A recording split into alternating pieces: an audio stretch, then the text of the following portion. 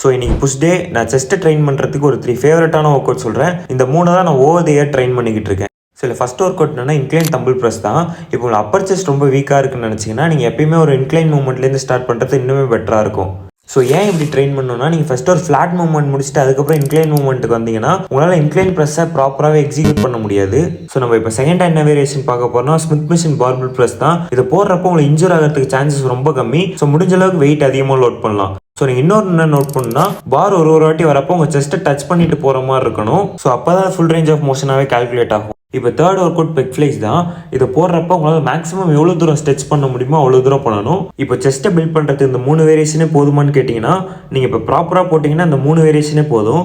இப்போ நிறைய பேர் என்ன மிஸ்டேக் பண்ணுவாங்கன்னா, ஒரு மசில்னு எடுத்துக்கிட்டாங்கன்னா ஒரு 5-6 வேரியேஷன்ஸ் போட்டுக்கிட்டு இருப்பாங்க.